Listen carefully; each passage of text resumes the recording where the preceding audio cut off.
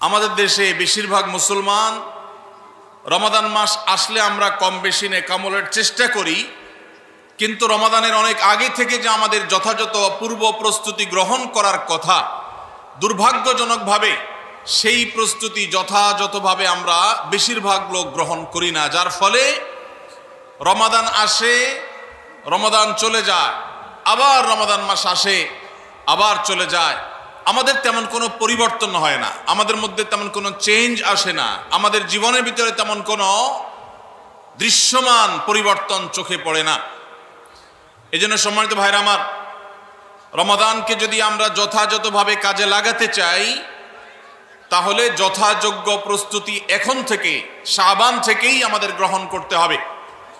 প্রিয় নবী সাল্লাল্লাহু আলাইহি সাল্লাম বলেছেন, ইন্নাল্লাহা ইউহিব্বু ইযা আমিলা আহাদুকুম আমালান আন ইউতকিনাহ। আল্লাহ রাব্বুল আলামিন বান্দা যে কোনো কাজ করলে সেটা যদি ইতকানের সাথে করে, দৃঢ়তার সাথে করে, উত্তম উপায়ে করে, যথাযথভাবে করে, সে কাজটা যদি করার মতো করে, তো আল্লাহ তাআলা সেটাকে পছন্দ করেন এবং ভালোবাসেন। আমরা যদি রমাদান মাসে সিয়াম এবং কিয়াম, রোজা এবং তারাবি, অন্যান্য আমল ইবাদত বন্দিগি গতানুগতিকভাবে করে শেষ করি, আমরা যদি দায় সারাভাবে শেষ করি, তাহলে এটা আল্লাহ তাআলার প্রিয় পাত্রে আমাদেরকে শামিল করবে না। আর যদি রমাদানের প্রত্যেকটি ইবাদত বন্দিগি এটা হয় ইতকানের সাথে, এটা হয় দৃঢ়তার সাথে, এটা হয় সুন্দরতম উপায়ে, এটা হয় যথাযথভাবে, তাহলে সেই ইবাদত আমাদেরকে আল্লাহর প্রিয় পাত্রে পরিণত করবে ইনশাআল্লাহ। প্রিয় ভাইরা আমার, রমাদান মাসের সেই ইবাদত বন্দিগিগুলোকে যথাযথভাবে করবার প্রয়োজনেই আগে থেকেই আমাদের যথাযথ প্রস্তুতিও থাকতে হবে। কারণ কথায় আছে, যে কোনো কাজের যথোপযুক্ত এবং প্রয়োজনীয় প্রস্তুতি গ্রহণ করা মানে হলো সেই কাজটির অর্ধপূর্ণতা। যে কোনো কাজ প্রস্তুতি যত ভালো হয়, কাজটা তত ভালো হয়। প্রস্তুতি যত নরমাল হয়, খারাপ হয়, কাজটা তত খারাপ হয়।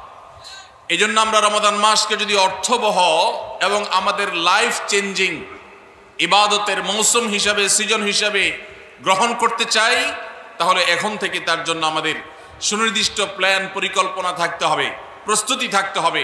আল্লাহ রাব্বুল আলামিন আমাদের সবাইকে সেই তৌফিক দান করুন। এই যে রমাদান আসছে আর কয়দিন পর, কারা কারা এই রমাদানকে সবচেয়ে সুন্দরভাবে ব্যবহার করতে চান, একটু হাত তোলেন।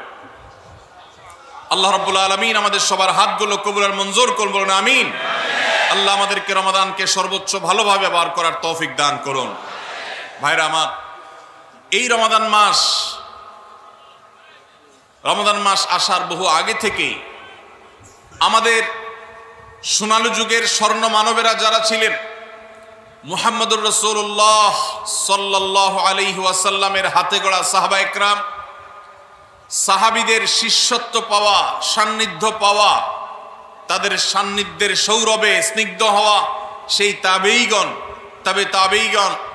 তারা রমাদানের যথেষ্ট আগে থেকে সুনির্দিষ্ট প্ল্যান প্রোগ্রাম করে প্রস্তুতি গ্রহণ করতেন। একজন প্রখ্যাত তাবেঈ আছেন, সাহাবীদের শিষ্যত্ব পেয়েছেন, এরকম একজন তাবেঈ আছেন, যার নাম ছিল মুআল্লা ইবনে ইয়াজিদ।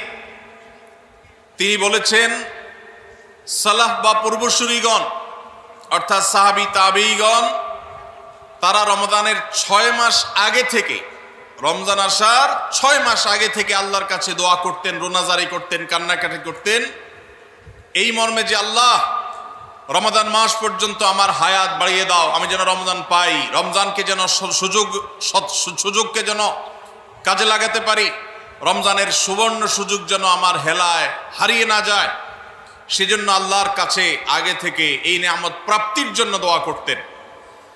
আর রমজানের পরে বাকি যে 6 মাস, এই 6 মাস তারা দোয়া করতেন, আল্লাহ রমজানে যে সমস্ত আমল ইবাদত, যে সমস্ত নেকামল বন্দিগি আপনি করার তৌফিক দিয়েছেন, সেগুলো যেন আপনি মেহেরবানি করে কবুল এবং মঞ্জুর করেন, অ্যাকসেপ্ট করেন, আপনি যেন সেগুলোকে গ্রহণ করে নেন, সেজন্য 6 মাস তারা দোয়া করতেন। তাহলে দেখা গেল সালাফে সালেহীন তাদের কাছে রমাদান এত গুরুত্বপূর্ণ ছিল যে রমজানের আগের 6 মাস এবং পরের 6 মাস রমজান ভাবনায় তারা সব সময় ডুবন্ত ছিলেন, নিমজ্জিত ছিলেন, এর মধ্যেই তারা সব সময় মগ্ন থাকতেন। অথচ আমাদের শাবানের 10, 15, 20 দিন চলে গেলেও রমাদানের আবহ আমাদের অনেকের জীবনে, আমাদের অনেকের লাইফস্টাইলে, আমাদের অনেকের প্ল্যান পরিকল্পনার মধ্যে দেখা যায় না। এজন্য ভাইরা আমার, যথাযোগ্যভাবে রমজানকে যদি আমরা কাটাতে চাই, এর সঠিক ব্যবহার যদি করতে চাই, যেই প্রস্তুতিগুলো লাগবে 11টি প্রস্তুতি যেগুলো আমাদের রমজানকে সার্থক করতে পারে ইনশাআল্লাহ, তোর মধ্যে সর্বপ্রথম যে প্রস্তুতিটি দরকার সেটি হলো রমজান মাস শুরু হওয়ার আগে থেকেই, যথেষ্ট আগে থেকেই তওবা এবং ইস্তেগফার করতে হবে। কি করতে হবে ভাই? তওবা ইস্তেগফার কেন করবেন? তওবা ইস্তেগফার তো সারা বছরের রুটিন আমল। রমাদানকে কেন্দ্র করে রমজান মাসকে যদি আপনি সঠিকভাবে ব্যবহার করতে চান, তাহলে কেন আপনাকে তওবা ইস্তেগফার করতে হবে? কারণ হলো তওবা এবং ইস্তেগফার এর মাধ্যমে আমরা আল্লাহর রহমতের উপযুক্ত হব। মক্কার মসজিদুল হারামের ইমাম শেখ আব্দুর রহমান আস-সুদাইস হাফিজাহুল্লাহ, তার কাছে সৌদি আরবের কিছু যুবকরা এসেছিলেন। এসে বললেন, শেখ, প্রতি বছর রমজান আসলেই আমরা অনেক প্ল্যান প্রোগ্রাম করি, অনেক কোরআন খতম দেব, অনেক নেক আমল করব, দোয়া রোনাজারি করব, দান সাদাকা করব। দুর্ভাগ্যজনকভাবে সেটা আমাদের আর রমজান মাসে করা হয় না। আফসোস করতে করতে রমজান মাস পার হয়ে যায়।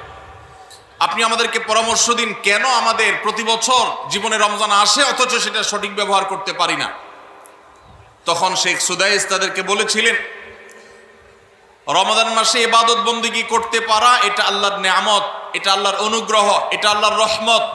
যে রমজান পেয়েও ইবাদত করতে পারলো না, সে তো হতভাগা, কপাল পোড়া। এই হতভাগ্যের কাতারে সাধারণত সেই মানুষগুলোই পড়ে যারা আল্লাহর রহমতের উপযুক্ত না। আমরা নানাবিধ অপরাধে, নানাবিধ গুনাহ করে, নানাবিধ নাফরমানি করে আল্লাহর রহমতের উপযুক্ততা আমরা হারিয়ে ফেলেছি, যার কারণে রমজানের ইবাদতের তৌফিক হয় না। এই জন্য তিনি তাদেরকে নসিহা করেছিলেন যে আমি তোমাদেরকে উপদেশ দিচ্ছি, রমজান আসার আগে থেকেই আগের যে সমস্ত গুনাহ খাতা হয়েছে, যে সমস্ত নাফরমানি হয়েছে, আল্লাহর অবাধ্যতা হয়েছে, সেগুলোর জন্য চোখের পানি ফেলে রোনাজারি করে আল্লাহর কাছে ক্ষমা চাও। আল্লাহর কাছে ক্ষমা চেয়ে যদি আগের সবগুলোকে ভ্যানিশ করতে পারো, তাহলে আল্লাহর কাছে রহমতের উপযুক্ত হবে। বিষয়টা অনেকটা হালখাতার মতো। আপনার আগের দেনা দায় সব যখন পরিশোধ করে দিয়েছেন, নতুন করে আবার আপনি ধার করার, বাকিতে নেওয়ার উপযুক্ততা আপনার অর্জন হবে। ঠিক একইভাবে আমাদের নানা নাফরমানের কারণে আল্লাহর রহমত থেকে আমরা দূরে সরে গেছি। লানত অর্থাৎ রহমত থেকে দূরে সরে যাওয়া, এটার উপযুক্ত হয়ে গেছি অনেকে। এই জন্য ভাইরা, এখন থেকে রমাদানের প্রস্তুতির নিয়তে আল্লাহর কাছে তওবা করা, গুনাহ মাফ চাওয়া, ইস্তিগফার করা, জীবন পরিবর্তন করবার সংকল্প করা, এটা হবে আমাদের রমাদানের প্রথম প্রস্তুতি। চেষ্টা করব তো ইনশাআল্লাহ। প্রতিদিন যখনই তৌফিক হয় আল্লাহর সাথে একটু কথা বলবেন, আল্লাহ আমার সমস্ত গুনাহগুলো মাফ করে দিন, আমার নাফরমানি মাফ করে দিন, আমাকে আপনি ক্ষমা করে দিন। আমি যদি আপনার রহমতের জন্য কোনো কারণে অনুপযুক্ত হয়ে যাই, আমার কোনো বদবখতির কারণে, আমার কোনো কৃতকর্মের কারণে, তো আপনি সেগুলো মাফ করে দিন। এই যে দোয়া, এই দোয়া আপনাকে রমাদানে আল্লাহর ইবাদত বন্দেগী করার, আল্লাহর কাছে রোনাজারি করার, আল্লাহর কাছে ভালো আমল নিবেদন করার যে তৌফিক, এটার উপযুক্ত করে দিবে ইনশাআল্লাহ। তাহলে রমাদানের প্রস্তুতির প্রথমটি আমরা পেয়ে গেলাম, সেটা হলো আগের গুনাহ খাতাগুলো থেকে ইস্তিগফার করা, তওবা করা, ফিরে আসা। এর মধ্য দিয়ে রমাদানে ইবাদতের জন্য নিজেকে প্রস্তুত করব ইনশাআল্লাহ। চেষ্টা করা যাবে না ইনশাআল্লাহ। নাম্বার 2, দ্বিতীয় প্রস্তুতি হলো রমাদান মাসে আল্লাহ রাব্বুল আলামিন এই মাসের যে ফজিলত বর্ণনা করেছেন, কোরআন এবং হাদিস সম্পর্কে যাদের মৌলিক ধারণা আছে, হাদিসে রাসূল সম্পর্কে যাদের একটু ঘাটাঘাটিও আছে, তারা জানেন 2-3টা আমল সম্পর্কে কোরআন এবং সুন্নাহ সবচেয়ে বেশি সংখ্যক ভাষ্য বর্ণিত হয়েছে। সবচেয়ে বেশি সংখ্যক, এত ফজিলতের, এত তাৎপর্যের, এত মর্যাদার হাদিস আর অন্য আমল সম্পর্কে সাধারণত দেখা যায় না। সেই কয়েকটি আমল যেগুলোর ফজিলত বিপুল পরিমাণ, যেগুলোর ফজিলত সম্পর্কিত হাদিসের সংখ্যা অনেক, সেই রকম আমলগুলোর মধ্যে থেকে অন্যতম আমল হলো এই রমাদান কেন্দ্রিক আমল, সিয়াম, রোজা, এগুলোর ফজিলত। তো আমাদের রমাদান কেন্দ্রিক প্রস্তুতি হিসাবে দ্বিতীয়ত যে কাজটি আমরা করতে পারি সেটি হলো এখন থেকেই রমাদান মাসের কি কি ফজিলত আছে, সিয়াম সাধনার কি কি ফজিলত আছে, রমাদানের কি কি আমল আছে, বিশেষ করে ফজিলত এবং মর্যাদার কথাগুলো আলোচনা শুরু করা এখন থেকে। বাসা বাড়িতে গোল হয়ে কোনো নির্দিষ্ট বইকে কেন্দ্র করে পাঠচক্র হতে পারে, গ্রুপ স্টাডি হতে পারে, পর্যালোচনা হতে পারে যে রমাদান মাসের কি কি মাহাত্ম্য আছে, এক একজন এক একটা বললেন। এই আলোচনা পর্যালোচনার মধ্য দিয়ে মনোজগতে রমাদানের জন্য এক ধরনের প্রস্তুতি, এক ধরনের আবহ তৈরি হবে ইনশাআল্লাহ। এই জন্য দ্বিতীয় প্রস্তুতি হিসাবে আমরা এই কাজটিও ইনশাআল্লাহ করব, সেটা হলো রমজানের ফজিলত, রমজানের মর্যাদা, সিয়ামের ফজিলত, অন্যান্য আমলের উপকারিতা, সেগুলো নিয়ে আমরা বেশি বেশি পর্যালোচনা করব। যত বেশি আপনি আগে থেকে পর্যালোচনা করবেন, রমাদানের প্রতি আপনার তৃষ্ণা, সিয়াম সাধনার প্রতি আপনার ভেতরে আকাঙ্ক্ষা, প্রত্যাশা এবং প্রতীক্ষা, এটা আপনার মধ্যে বাড়তে থাকবে এবং রমাদানের প্রতিটা মিনিটকে কাজে লাগাবার জন্য তাগাদা আপনার ভিতরে অনুভব হবে ইনশাআল্লাহ। নাম্বার 3, তৃতীয় প্রস্তুতি হলো আমাদেরকে প্রতিজ্ঞা করতে হবে এই রমাদানে আমরা নেকামল করবই করব এবং কোনো আমল, কোনো ভালো কাজ, কোনো সুন্নাহ এটা করার ব্যাপারে কোনো প্রকার অলসতা করব না। কারণ ভাইরা আমার, রমজান মাস পেয়েও যদি আল্লাহর কাছে কেউ ক্ষমা না পায়, একটা প্রসিদ্ধ হাদিস আপনারা সবাই কম বেশি শুনেছেন যে নবী সাল্লাল্লাহু আলাইহি সাল্লামের কাছে জিবরিল এসে বলেছেন, বাউদা মান আদরাকা রমাদান ফালাম ইউগফার লাহ, যে ব্যক্তি রমজান পেয়েছে অথচ রমজানের এই বিশাল সুবর্ণ সুযোগকে কাজে লাগিয়ে সে তার জীবনের সব গুনাহগুলো মাফ করাইতে পারে নাই, সে আল্লাহর কাছ থেকে মাগফিরাত আদায় করে নিতে পারে নাই, সে জাহান্নাম থেকে মুক্ত এই ঘোষণা সে আদায় করতে পারে নাই, অথচ সে রমজান মাস পেয়েছে, এর চাইতে হতভাগা আর কে হতে পারে? সে ধ্বংস হোক, এই বদদুআয় নবী সাল্লাল্লাহু আলাইহি সাল্লাম আমিন বলে সমর্থন জানিয়েছেন, সায় দিয়েছেন। এজন্য ভাইরা, রমজান মাস এসেছে কিন্তু আমল ইবাদত হয় নাই, রমজান মাস এসেছে আবার চলে গেছে কিন্তু আমার গুনাহ আল্লাহর কাছ থেকে মাফ করাতে পেরেছি বলে আমার বুক সায় দেয় না, তাহলে এর চাইতে বড় হতভাগা, এর চাইতে বড় কপাল পড়ার কেউ হতে পারে না।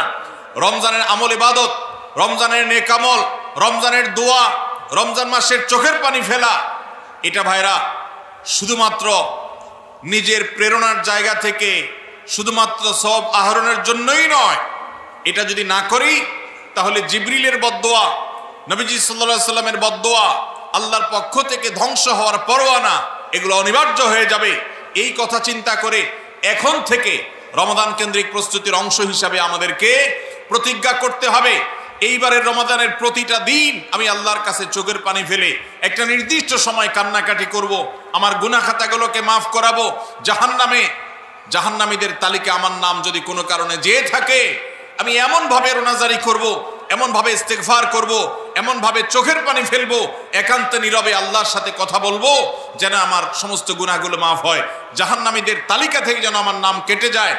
এর জন্য ভাইরা এখন থেকে প্রতিজ্ঞাটা করতে হবে। প্রস্তুতি হলো কাজ হবে রমজানে, কিন্তু প্রতিজ্ঞা হবে এখন থেকে যে আমি কোনোভাবে এইবারের রমজানের সুযোগ আর হাতছাড়া করব না আল্লাহ। তাহলে 3 নম্বর হলো যে রমজান কেন্দ্রিক সমস্ত আমলগুলো করব, আল্লাহর কাছে তওবা ইস্তেগফার করে নিজের গুনাহগুলোকে মাফ করায় ছাড়বো, জাহান্নাম থেকে মুক্তি তথা নাজাত এটা নিজের করে নেব, এই মর্মে প্রতিজ্ঞাটা এখন থেকে যেই কয়দিন রমজান আসতে সময় আছে প্রতিদিন আমাকে নবায়ন করতে হবে। প্রতিজ্ঞা আজকেরটা যেভাবে হবে কালকেরটা আরো স্ট্রং হবে, তারপরের দিন আরো স্ট্রং হবে। প্রতিদিন আমি স্বপ্ন লালন করব কবে রমজান শুরু হবে, আর আমি আল্লাহ রাব্বুল আলামিনের কাছে রমজানের এই সমস্ত ইস্তেগফার, তওবা, আমল এগুলোকে নিবেদন করতে থাকবো। চেষ্টা করা যাবে না ইনশাআল্লাহ? তাহলে 3 নম্বর প্রস্তুতি হলো রমজান মাসে নেক আমল করার প্রতিজ্ঞা করা, মাগফিরাত এবং নাজাত আদায় করার প্রতিজ্ঞা এখন থেকে করা। নাম্বার 4 নম্বর যে প্রস্তুতিটা আমাদের নিতে হবে সেটা হলো, যদি আগের রমজানের কোনো রোজা কারোর কাজা থাকে, এই রমজান আসার আগে আগে শাবান মাসের মধ্যেই সেই কাজাগুলো আদায় করে ফেলা উচিত। আম্মা জান আয়েশা রাদিয়াল্লাহু তাআলা আনহা বলেছেন যে নারী হিসাবে রমজান মাসে যে কয়েকটা রোজা ভাঙতি পড়ে, নবীজি সাল্লাল্লাহু আলাইহি সাল্লাম রমজান পরে পুরো সময়টা তার কাছে থাকার কারণে তিনি সেই রোজাগুলো রাখার সুযোগ সেভাবে পেতেন না। স্বামীর হকের কথা মাথায় রেখে রোজাগুলো রাখতেন না। এবং শাবান মাস আসলে নবীজি সাল্লাল্লাহু আলাইহি সাল্লাম নিজেও বেশি বেশি নফল রোজা রাখতেন। ওই সুযোগে মা আয়েশা রাদিয়াল্লাহু তাআলা আনহা বলেছেন যে তিনিও তার রমজানের বাকি রোজা যেগুলো ছিল ভাঙতি রোজা, সেগুলো তিনি রেখে ফেলতেন। তো এই হাদিস থেকে বোঝা যায় রমজানের রোজা যদি কারোর কাজা হয়, পুরুষদের অসুস্থতার কারণে হতে পারে, মা বোনদের মাসিকার কারণে হতে পারে, তাহলে সেই রোজা যত দ্রুত সম্ভব আমরা কাজা করে ফেলবো। এবং সেই কাজা করতে যদি কোনো কারণে, যৌক্তিক কারণে বা যে কোনো কারণে যদি বিলম্ব হয়, তাহলে এই বছরের আসন্ন রমজানের প্রস্তুতির অংশ হিসাবে আগের রমজানের কোনো ভাঙতি রোজা থাকলে সেগুলো সব রেখে কাজা করে সম্পূর্ণভাবে এই রোজার জন্য প্রস্তুত হবে। এটা হলো 4 নম্বর প্রস্তুতি। নাম্বার 5 নম্বরের রমজানের প্রস্তুতি হলো, আল্লাহ রাব্বুল আলামিনের কিছু সাধারণ ক্ষমা আছে, কমন ক্ষমা, গণহারে মাফ। আল্লাহ তাআলার এই যে সাধারণ ক্ষমা, গণহারে মাফ, দুটি বিষয় এই গণহারে মাফ থেকে মানুষকে দূরে সরিয়ে রাখে। আল্লাহর গণহারে যে ক্ষমা, এই গণক্ষমার উপযুক্ততা নষ্ট করে দেয় দুটি জিনিস। তার একটি হলো শিরক, আরেকটি হলো হাসাদ। একটা হলো হিংসা, আরেকটা হলো শিরক। নবী করিম সাল্লাল্লাহু আলাইহি ওয়াসাল্লাম বিভিন্ন হাদিস থেকে আমরা জানি, তিনি বলেছেন আল্লাহ রাব্বুল আলামিন বিশেষ করে লাইলাতুন নিসফি মিন শাবানে যখন মানুষকে গণহারে ক্ষমা করেন, তখন 2 শ্রেণীর মানুষকে আল্লাহ তাআলা মাফ করেন না, ইল্লা লিল মুশরিকিন ও মুশাহিন। তবে যদি মুশরিক আর মুশাহিন থাকে, শত্রুতা করে, হিংসা করে অন্যের প্রতি, এইরকম মানুষ যদি থাকে, তাদেরকে আল্লাহ তাআলা সাধারণ ক্ষমা আওতায় আনেন না। রমাদানে আল্লাহ তাআলা প্রতিদিন বহু মানুষকে সাধারণ ক্ষমা করেন। রমজান যখন কাছে আসে, শেষ দশক আসে, তখন সাধারণ ক্ষমার পরিমাণ বেড়ে যায়। আল্লাহ সুবহানাহু ওয়া তাআলা বলেছেন ওয়ালিল্লাহি নবী সাল্লাল্লাহু আলাইহি সাল্লাম বলেছেন ওয়ালিল্লাহি উতাকা মিনান নার ওয়া যালিকা ফি কুল্লি লাইলা। রমজানের প্রত্যেক রাতে বহু মানুষকে আল্লাহ তাআলা জাহান্নাম থেকে মুক্ত ঘোষণা দিয়ে দেন, অমুক জাহান্নাম থেকে মুক্ত, অমুকের ছেলে অমুক জাহান্নাম থেকে মুক্ত, অমুকের ছেলে অমুক, তার নাম জাহান্নামের তালিকা থেকে কাটা, জান্নাতের তালিকা চলে আসবে। অসংখ্য মানুষকে এভাবে এই সুযোগ আল্লাহ তাআলা দান করেন।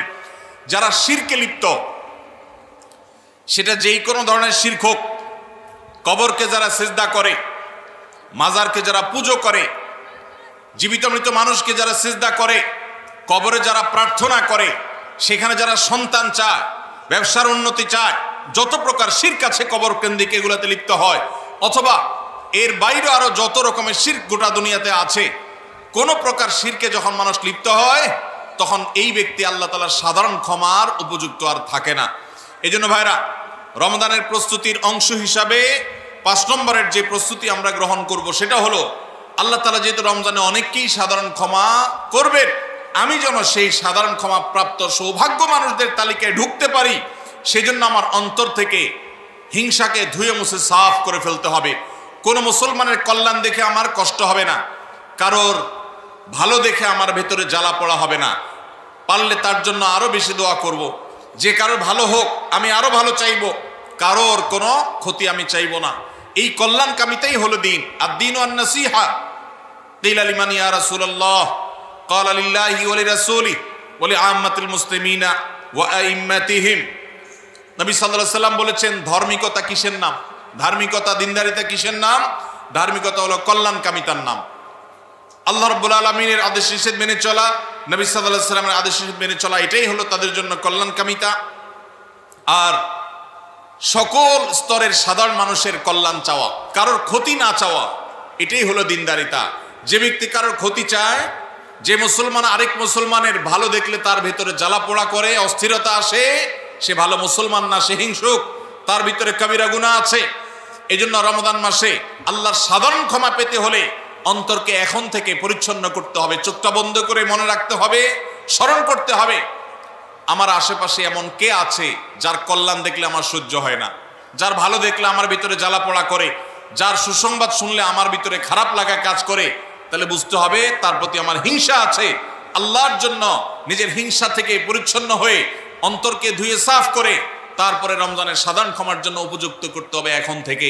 ঠিক একইভাবে আমি আমার কথায়, আমার কাজে, আমার বিশ্বাসে কোনো মাধ্যমে আল্লাহর সঙ্গে শিরক করছি কিনা, আরশের মালিকের সাথে শিরক করছি কিনা, আল্লাহ বলেছেন ইন্নাল্লাহা লা ইয়াগফিরু আন ইউশরাকা বিহি ওয়া ইয়াগফিরু মা দুনা যালিকা লিমান ইয়াশা। আল্লাহর সঙ্গে শিরক করা হলে এটা আল্লাহ মাফ করবেন না। শিরকের অপরাধ এটা যদি কেউ করে তওবা ছাড়া মারা যায়, আল্লাহ তাআলা এই অপরাধ ক্ষমা করবেন না, এটা আল্লাহর আগে থেকে দেওয়া ঘোষণা। কোরআনে আল্লাহ আরো বলেছেন লোকমান হাকিমের উদ্ধৃতি দিয়ে, ইন্নাশ শিরকা লাযুলমুন আযীম।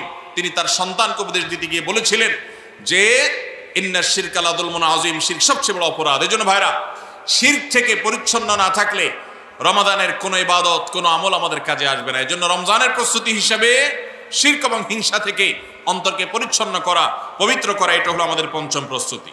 নাম্বার 6, বিগত রমজান যেগুলো আমাদের জীবনে এসেছে, সেই সমস্ত রমাদানে কেন আমার আমল ইবাদত হয় নাই? রমজান আসার আগে নিয়ত করছি কোরআনটা খতম দিব, কিন্তু দিতে পারি নাই। রমজান আসার আগে নিয়ত করেছিলাম এই বছর একটা তারাবিও মিস করব না, কিন্তু অনেকগুলো মিস হয়ে গেছে। রমজান আসার আগে নিয়ত করেছিলাম এই বছর রমজান থেকেই ধূমপান করা ছেড়ে দিব, কিন্তু অনেকে ছাড়তে পারেন নাই। রমজান আসার আগে নিয়ত ছিল এই বছর রমজানে একটা খারাপ জিনিসও মোবাইলে, টিভিতে দেখব না, কিন্তু সেই প্রতিশ্রুতি রাখতে পারি নাই। কেন পারি নাই? বিগত রমজানের সমস্ত আমল নামা নিয়ে বসতে হবে এখন থেকে, শাবান থেকে, আজকে থেকেই, যে আমার গত রমজানে আমল ইবাদতের ক্ষেত্রে প্রতিবন্ধকতা, বাধাগুলো কি কি ছিল, একটা একটা করে সম্ভব হলে লিখে ফেলবেন। নাম্বার 1, আমি তারাবিটা নিয়মিত পড়তে পারি নাই, কারণ অমুক অমুক বন্ধুর সাথে আড্ডায় যেতে হয়েছে, তাহলে এটা আমার একটা বাধা। আমি হারাম জিনিস থেকে বেঁচে থাকবো, কিন্তু পারি নাই কেন? কারণ ফেসবুকে ঢুকছে একটা কাজে, সেখান থেকে আমার আরো 5টা অকাজ করা লাগছে, তাহলে এটা আরেকটা কারণ, ফেসবুক। এইভাবে একটা একটা করে আপনি যদি কারণ লেখেন, লেখার পর আসন্ন রমাদানকে অর্থবহ এবং সার্থক করবার স্বার্থে এবং প্রয়োজনে সেই চিহ্নিত কারণগুলো একটা একটা ধরে হিম্মত করে, সৎসাহস করে আল্লাহকে সন্তুষ্ট করবার আশায় ছুঁড়ে ফেলে দিতে হবে নিজের জীবন থেকে। এই সংকল্প এবং এই কাজটা যদি আপনি করতে পারেন, তাহলে ইনশাআল্লাহ আপনি দেখবেন আপনার এই রমজান আপনার জীবনের শ্রেষ্ঠ রমজান হয়েছে। ভাইরা আমার, নবী করিম সাল্লাল্লাহু আলাইহি সাল্লাম তাঁর জীবদ্দশায় কয়টা রমজান পেয়েছেন? মাত্র 8টা রমজান পেয়েছে। দ্বিতীয় হিজরিতে রমজানের রোজা ফরজ করা হয়েছে, 10ম হিজরিতে আল্লাহ তাকে দুনিয়া থেকে নিয়ে গেছেন। মাত্র 8টা রমাদান তিনি পেয়েছেন নবী সাল্লাল্লাহু আলাইহি সাল্লাম। বহু সাহাবী আছেন তাদের জীবনে রমজান মাত্র পেয়েছেন একটা রমজান পেয়েছেন। এরপরে রমজান আসার আগে হয়তো জিহাদের ময়দানে গিয়ে শাহাদাত বরণ করেছেন। অনেক সাহাবী আছেন হয়তো 40, 45, 50 বছর বয়সে ইসলাম গ্রহণ করেছেন, এরপরে কয়েক বছরের মধ্যে দুনিয়া থেকে চলে গেছেন, রমজান পেয়েছেন অল্প কয়েকটা। আর আমরা জন্মসূত্রে মুসলমান হওয়ার সুবাদে এক একজন মানুষ 20টা, 30টা, 40টা, 50টা রমজান আমরা পেয়েছি। দুর্ভাগ্য আমাদের, সাহাবা একরাম মাত্র 2, 4, 5টা রমজান পেয়ে তাদের জীবনকে যেই পর্যায়ে নিয়ে গেছেন, আমরা বেশিরভাগ মানুষ জীবনে 30, 40, 50টা রমজান পেয়েও আমাদের জীবনকে সে পর্যায়ে নিতে পারি নাই। ভাইরা আমার, এই জন্যই আসন্ন রমাদানকে সঠিকভাবে ব্যবহার করবার জন্য আমাদের বিগত রমজানগুলোর সমস্ত সমস্যাগুলোকে চিহ্নিত করতে হবে। কি কি কারণে আমি এর আগের রমজানগুলো সঠিকভাবে কাজে লাগাতে পারিনি, ব্যবহার করতে পারিনি, সেগুলো একটা একটা করে দূর করতে হবে। যেমন সোশ্যাল মিডিয়া, ফেসবুক, ইউটিউবের আসক্তি, এটা আমার আগের বছর রমাদানের যে ইবাদত, এটার ক্ষেত্রে প্রতিবন্ধকতা ছিল। তাহলে এই বছরের ইবাদতের প্রস্তুতির অংশ হিসাবে এই সোশ্যাল মিডিয়া, ফেসবুক আমার মোবাইল থেকে আনইনস্টল করে ফেলতে হবে। চেষ্টা করা যাবে না ইনশাআল্লাহ?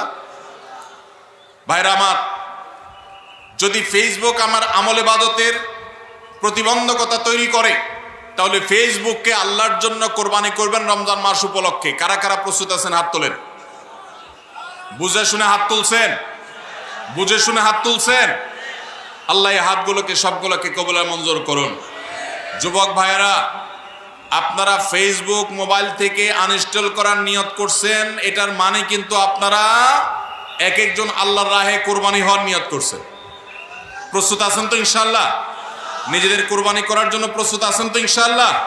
আল্লাহ তাআলা আমাদেরকে তৌফিক দান করুন। ভাইরা আমার, রমাদানের 6 নম্বর প্রস্তুতির অংশ হিসাবে যে কাজটি করতে হবে বলছিলাম, সেটা হলো আমাদের সমস্যাগুলো কি কি হয়েছে সেগুলো চিহ্নিত করে সেগুলো দূর করতে হবে। আর 7 নম্বর প্রস্তুতির অংশ হিসাবে আমরা যেটি করব সেটা হলো রমাদান কেন্দ্রিক সমস্ত আহকাম এবং মাসাইল, বিধিবিধানগুলো আমাদের শিখে ফেলতে হবে। এটা রমজানের প্রস্তুতি। আমাদের দেশে অনেক মসজিদে ইমাম সাহেবরা তালিম করেন রোজা ভঙ্গের কারণ কি, রোজা মাকরুহ হওয়ার কারণ কি, রোজার জন্য ক্ষতিকর বিষয়গুলো কি কি, এগুলো রমজান মাসে বিভিন্ন নামাজের পরে তালিম করেন। এটা একটা ভালো চেষ্টা, কিন্তু এই কাজটা যদি আমরা শাবান মাস থেকে নিজস্ব উদ্যোগে করি সেটা হবে আরো ভালো চেষ্টা। কথা কি বুঝে আসছে ভাই? তাহলে রমজান আসার আগে থেকেই আমরা মাসাইলের তালিম, মাসাইলের শিক্ষা, জ্ঞান অর্জন, রমজানের বিধিবিধানগুলো আমরা জানার চেষ্টা করব। এটা হবে পার্ট অফ প্রিপারেশন ফর রমাদান। রমজানের জন্য প্রস্তুতির অংশ হিসাবে আমাদের এখন থেকে রমজান এবং সিয়ামের মাসাইলগুলো জানতে হবে। আল্লাহ আমাদের সবাইকে আমলের তৌফিক দান করুন।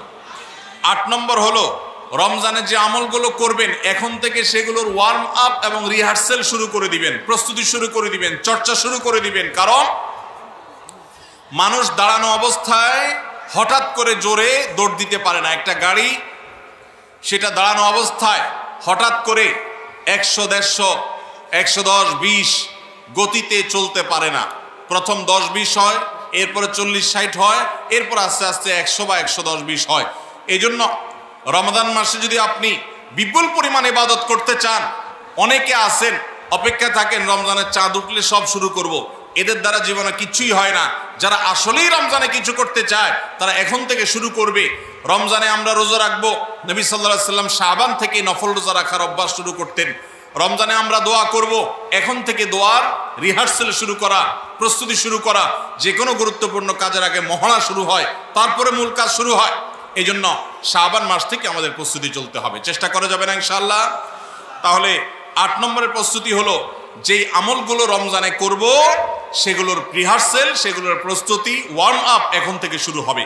নাম্বার 9, রমজান মাসের দিন এবং রাত যেভাবে কাটাবেন তার জন্য একটা প্ল্যান করে ফেলবেন। সুন্দর করে একটা স্কেডিউল করে ফেলবেন, রুটিন করে ফেলবেন যে আমি কোরআন তেলাওয়াতটা কোন সময় করব। দিনের কোন সময়টাতে আমি কোরআন তেলাওয়াতের জন্য টাইম বরাদ্দ রাখলে সেটা মিস হবে না। হতে পারে ঘুমানোর আগে, হতে পারে ফজরের পরে। কোন টাইমটা আমার সবচাইতে কোরআন তেলাওয়াতের জন্য নিরাপদ টাইম সেটা আমি ফিক্স করব। এই ঠিক একইভাবে আমি আল্লাহর কাছে রোনাজারের জন্য ভালো সময় কোনটা সেটা ঠিক করব। আমরা আমাদের আসুন্নাহ ফাউন্ডেশন থেকে, আপনারা জানেন, রমাদান প্ল্যানার নামে একটা প্ল্যানার তৈরি করেছি রমজানকে অর্থবহ করবার জন্য। এবছর আরেকটা নতুন বই আমাদের আসছে সামনের সপ্তাহে ইনশাআল্লাহ। মাহে রমজানের 27টি আমল, মাসনুন আমল, কোরআন সুন্নাহর আলোকে প্রত্যেকটা খুঁটিনাটি আমলকে আলাদা আলাদা করে উল্লেখ করা হয়েছে। খুব ছোট্ট ছোটি বই। উদ্দেশ্য রমাদানকে অর্থবহ করা। অতএব রমাদানকে অর্থবহ করবার জন্য আপনার প্ল্যান করতে হবে আগে থেকে। সেটা এখন থেকেই, যে আপনি কখন কোন কাজটা করবেন, কোন আমলটা করবেন, কোন ভালো কাজটা করবেন। এগুলো যদি আগে থেকে প্ল্যান হয় দেখবেন কাজটা করা সহজ হয়েছে। নাম্বার 10, রমাদানের প্রস্তুতির অংশ হিসাবে চাঁদ দেখার চেষ্টা করতে হবে। চাঁদ দেখা, আজকাল চাঁদ দেখার আমলটা বিলুপ্ত হয়ে গেছে, অনেকটাই হারিয়ে যাচ্ছে। চাঁদ দেখা কমিটি ছাড়া সাধারণ মানুষ চাঁদ দেখতে আমরা ভুলে গেছি। আমরা চাঁদ দেখি কিন্তু ফেসবুকে, আকাশে না। চাঁদ কি ফেসবুকে দেখবেন না আকাশে দেখবেন? সবাই যদি চাঁদ ফেসবুকে খোঁজেন তাহলে আকাশে সরকারি কিছু লোক খুঁজবে, হেলাল কমিটির লোকজন খুঁজবে। হেলাল কমিটির লোকদের উপরে ভরসা করে যদি এই কোটি কোটি মানুষ তাদের রোজা রাখে তাহলে প্রায় বছর দেখেন গন্ডগোল লাগে। চাঁদ উঠছে আবার উঠে নাই ঘোষণা হয়ে আবার 11টা বাজে 10টা বাজে উঠছে। এই ঘটনা হয় না? হয় না?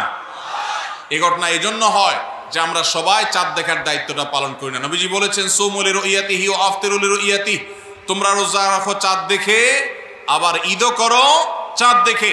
এই জন্য 29শে শাবান পশ্চিম আকাশে চাঁদ খোঁজার চেষ্টা করবেন সন্ধ্যার সময়। চেষ্টা করবেন না ইনশাআল্লাহ? চেষ্টা করে যদি চাঁদ দেখতে নাও পারেন তারপর আপনি সওয়াব পাবেন।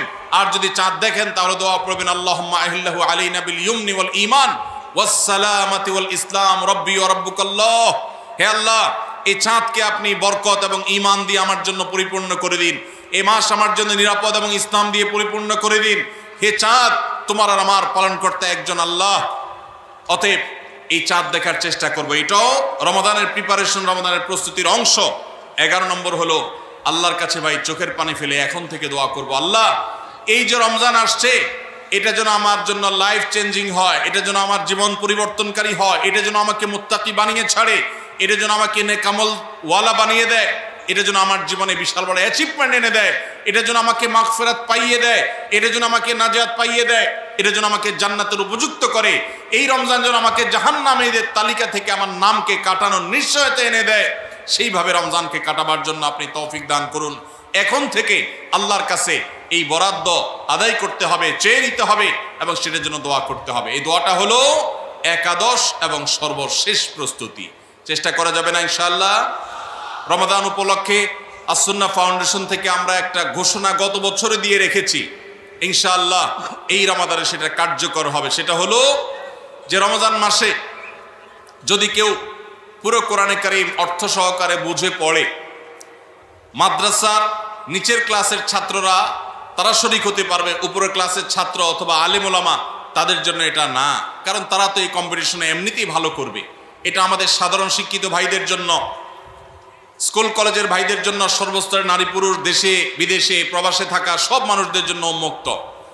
অনলাইনে নিজস্ব ওয়েবসাইটে আমরা এই পরীক্ষা নিয়ে থাকি। 6টি ধাপে সারা বছর নেওয়া হয়েছে। এখন সামনে রমাদানে যেটা হবে সেটা হলো মূল, যে কেউ যারা আগের কোনো ধাপে পরীক্ষা দেয়নি তারাও সবাই দিতে পারবে।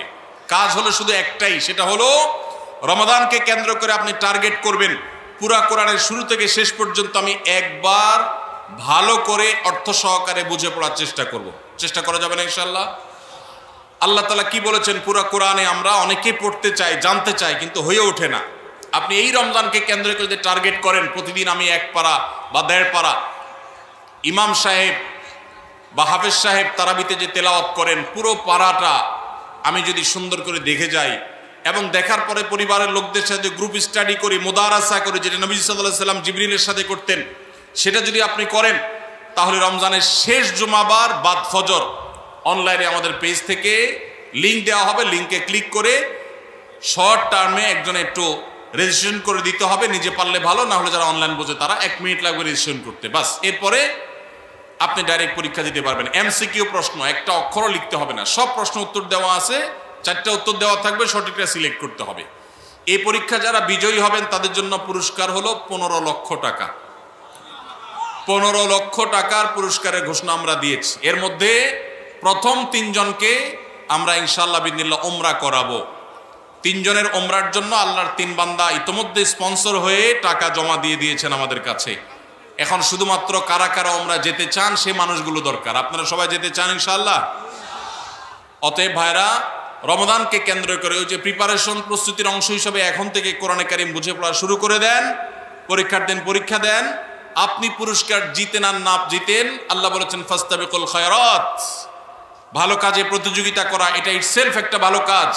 অতএব আপনি পরীক্ষায় অংশগ্রহণ করেছেন, প্রতিযোগিতায় নাম লিখিয়েছেন, এটাই একটা ইবাদত। আপনার রমাদান কর্তব্য করে দিতে পারে ইনশাআল্লাহ। সবাই চেষ্টা করবো তো ইনশাআল্লাহ রমাদানকে কেন্দ্র করে। তাহলে যে প্রস্তুতিগুলো আমরা নিতে পারি, যেগুলো আমাদের রমাদানকে অর্থবহ করতে পারে, তার ভিতরে 1 নম্বর বলেছিলাম তওবা ইস্তেগফার করে আগের সব গুনাহগুলো থেকে আল্লাহর কাছ থেকে মাগফিরাত আদায় করে নেওয়া, যাতে করে রমজানে ইবাদতের জন্য আপনি উপযুক্ত হন, আল্লাহর রহমত প্রাপ্তির তৌফিক প্রাপ্ত হন। অনেক সময় গুনাহগুলো ইবাদতের ক্ষেত্রে বাধা হয়, গুনাহের কারণে আল্লাহর ইবাদতের তৌফিক হয় না। নাম্বার 2, আল্লাহ রাব্বুল আলামিন রমজানের এবং সিয়ামের যে ফজিলতের কথা বলেছেন, নবীজি সাল্লাল্লাহু আলাইহি ওয়াসাল্লাম যেসব ফজিলতের কথা বলেছেন, মর্যাদা, মাহাত্ম্য, তাৎপর্যের কথা বলেছেন, এগুলোর আলোচনা, পর্যালোচনা এগুলো এখন থেকে শুরু করা। আপনার অফিসে, বাসায় বিভিন্ন রকমের হাদিস, রমজানের ফজিলত, সাহারি ইফতারের ফজিলত, গুনাহমুক্ত থাকার ফজিলত, তাকওয়া চর্চার ফজিলত, রমজানের আমল, এগুলো এখন থেকে জানাশোনা শুরু করে দেন। এখন থেকে এটা রিহার্সাল শুরু করেন। রমজানকে অর্থবহ করবার জন্য আমরা রমজান প্ল্যানার করেছি। রমজানকে অর্থবহ করবার জন্য আমরা কোরআন তারাবির সালাতে কোণের বার্তা বই করেছি। রমজানকে অর্থবহ করার জন্য আমাদের আরেকটা বই আসছে, মাহে রমজানের 27 আমল। এই সব আয়োজন কিভাবে রমজানকে সুন্দরভাবে কাটানো যায় সেজন্য এখন থেকে আপনি ফজিলতের হাদিসগুলো জানেন, আলোচনা করেন, দেয়ালে দেয়ালে নিজের বাসায় লাগায় রাখেন এবং বারবার দেখেন, পর্যালোচনা করেন, আবহ তৈরি হবে ইনশাআল্লাহ। নাম্বার 3, তৃতীয় প্রস্তুতি হলো এইবারের রমাদানে যে কোনোভাবে মাগফিরাত আদায় করে ছাড়বো আল্লাহর কাছ থেকে। জাহান্নামীদের তালিকা আমার নাম থেকে থাকলে এটা কাটায় ছাড়বো, এই মর্মে প্রতিজ্ঞা করা, এটাও প্রিপারেশন। এখন থেকে নিয়ত করা যে এই রমজানটা অর্ডিনারি রমজান হবে না, এই রমজানটা শুধু সাহারি আর ইফতার আর তারাবি এই 3 জিনিসের নাম হবে না, এটা একটা অর্থবহ রমজান হবে। একটা নাফরমানি আমি করব না, একটা গুনাহ আমি করব না। এখন থেকে প্রতিজ্ঞা করতে হবে নিজের সাথে নিজে, প্রতিদিন নিজের সাথে নিজের বোঝাপড়া ফাইনাল করতে হবে, এটা প্রস্তুতি।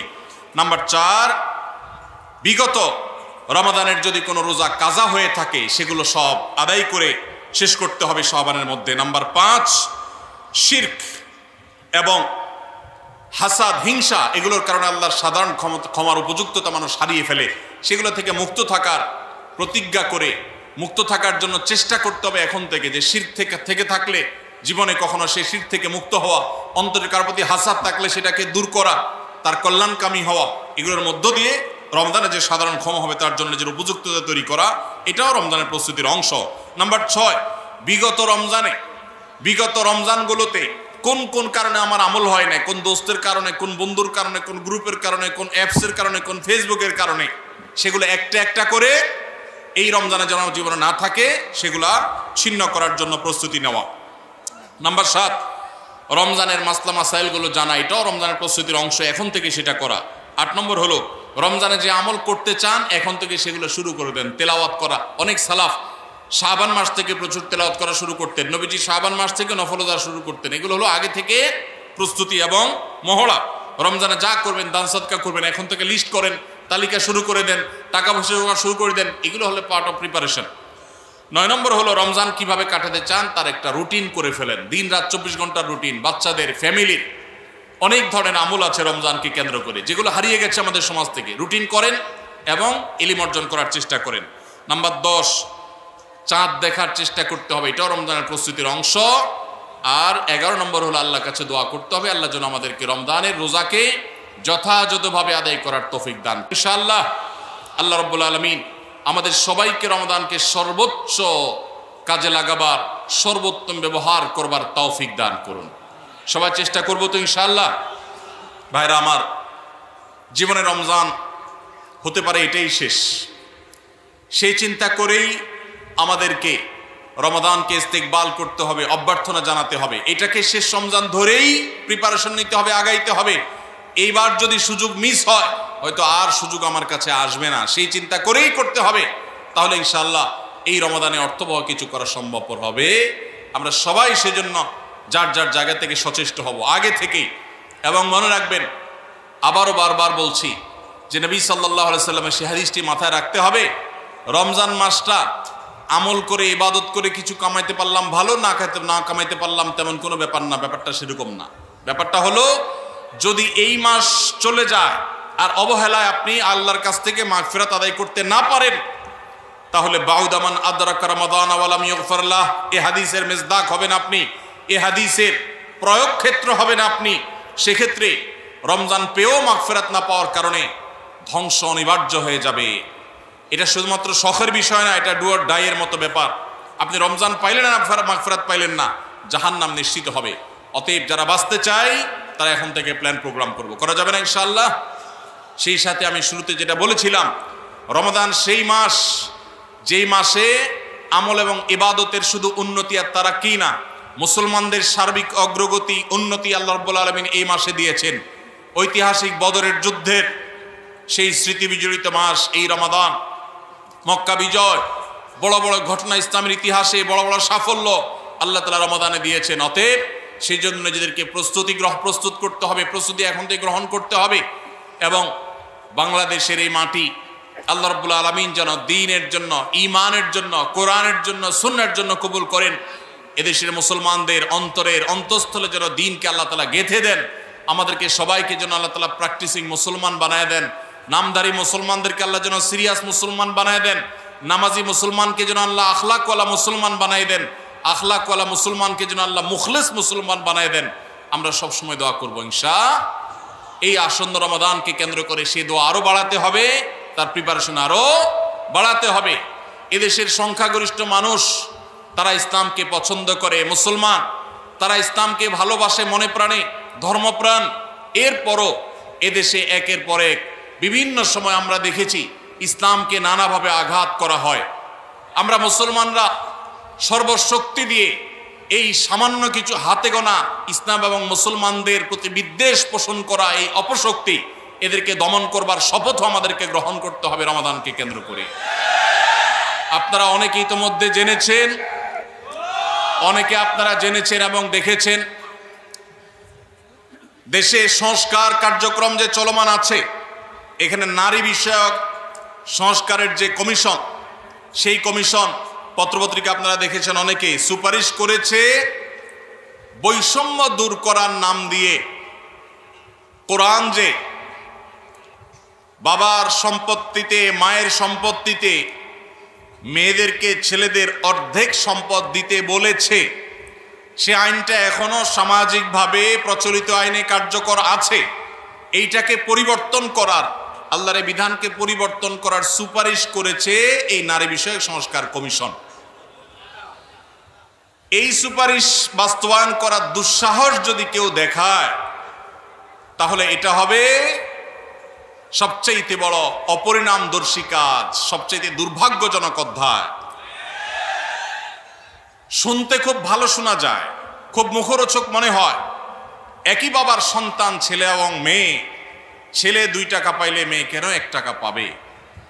কিন্তু এর পেছনে লুকায়িত আছে এক গভীর শয়তানের ষড়যন্ত্র। সেটা হলো পশ্চিমা পৃথিবীর মানুষেরা তাদের পরিবার ব্যবস্থাপনা ধ্বংস হয়ে গেছে, বহু আগেই তাদের পরিবার ব্যবস্থাপনা মুখ থুবড়ে পড়েছে।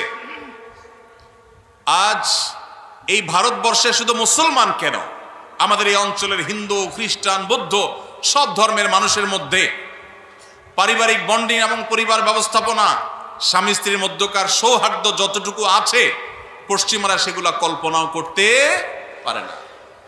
ওরা আমাদের চাইতে জ্ঞানে বিজ্ঞানে এগিয়ে থাকতে পারে, ওরা আমাদের চাইতে তথ্য প্রযুক্তিতে অগ্রসর থাকতে পারে, তারা অবকাঠামোতে আমাদের চাইতে 200 বছর এগিয়ে থাকতে পারে, কিন্তু পরিবার ব্যবস্থাপনা আমরা ওদের চাইতে 500 বছর এগিয়ে আছি। আমাদের এখানকার স্বামী স্ত্রীর মধ্যকার ভালোবাসা, এটা তাদের দেশে সোনার হরিণ। আমাদের এখানকার সন্তানের সাথে বাবা মার বন্ডিং, তাদের ওখানে সেটা দুষ্প্রাপ্য। ভাইরা আমার, এই যে সমতার নাম দিয়ে, বৈষম্য দূরের নাম দিয়ে এই যে নতুন প্রস্তাবনা আসছে, এই প্রস্তাবনার মিনিং হলো পরিবার ব্যবস্থাপনাকে ধ্বংস করে ফেলা। কিভাবে সেটা? ছেলে এবং মেয়ে উভয় যখন সমান সমান হারে 1 টাকা 1 টাকা করে পাবে, তখন পশ্চিমাদের মতো ছেলে বলবে মেয়েকে, বাসা ভাড়া তুমি অর্ধেক শেয়ার করো, সংসার খরচ তুমি অর্ধেক শেয়ার করো, যেভাবে পশ্চিমা পৃথিবীতে আছে। এইটা যদি শুরু হয়, তখন পরিবার ব্যবস্থাপনা ওদেরটা যেরকম ধ্বংস হয়েছে, আমাদেরটাও ধ্বংস হওয়া অনিবার্য হবে। দুইজনকে ঘরের বাহির হতে হবে। এটা হলো স্বামী স্ত্রীর মধ্যকার রেষারেষি শুরু হওয়ার একটা সূচনা, একটা সূত্রপাত, যে তোমার কাছেও 2 টাকা আছে, আমার কাছেও 2 টাকা আছে, তাহলে সংসার খরচ আমি দিলে তুমি কেন দিবা না, তোমাকেও দিতে হবে। এখন আল্লাহ রাব্বুল আলামিন যে সুন্নাতুল্লাহি ফিল আরদ, পৃথিবীতে আল্লাহর যে নিয়ম রেখেছেন, পুরুষরা বাহিরের দিকটা সামলায়, মেয়েরা ভেতরের দিকটা সামলায়। পুরুষরা বাহিরের জগৎটাকে দেখে, মেয়েরা ভেতরের জগৎটাকে দেখে।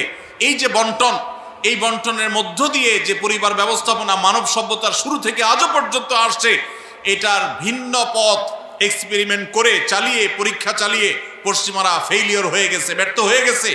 এখন আমাদের সমাজকে ব্যর্থ করার অপচেষ্টা এদেশে তাদের কিছু দোসররা করছে এবং তারা এই কাজে লিপ্ত আছে। বিধায় আমাদেরকে চোখ কান খোলা রাখতে হবে। কোরআনে কারিমের আইন, কোরআনে কারিমের বিধান এমনিতেই তো নাই। যে দুই একটা সমাজের খাঁজে ভাজে আছে, এগুলাকে ধুয়ে পরিষ্কার করার যে শয়তানের ষড়যন্ত্র, নীল নকশা, এটা ইনশাল্লাহ এদেশের মানুষ বাস্তবায়ন করতে দিবে না। এদেশের মানুষ দিনকে যতটা ভালোবাসে, ফু মেরে তুড়ি মেরে সংস্কারের নামে আল্লাহর দেওয়া সে বিধান, এটাকে উড়িয়ে দেয়া হবে আর সাধারণ মানুষ চুপচাপ বসে থাকবে। এটা বোকার স্বর্গে বসবাস করা ছাড়া আর কিছুই নয়।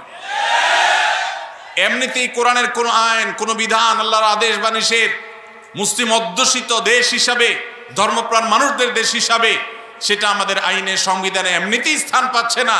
যেগুলো আছে দুই একটা, সেগুলো মুছে পরিষ্কার করার এই ষড়যন্ত্র এদেশের প্রত্যেকটা মুসলমান রুখবে ইনশাআল্লাহ। ভাইরা আমার, এই জন্য আমাদেরকে চোখ কান খোলা রাখতে হবে, আমাদেরকে সতর্ক থাকতে হবে। তবে সেই সাথে আমাদের এও মাথায় রাখতে হবে, মা বাবার সম্পদে বোনদের অধিকার, এটাকে আমরা অনেক পুরুষরা বঞ্চিত করছি, তাদেরকে অধিকার দিচ্ছি না।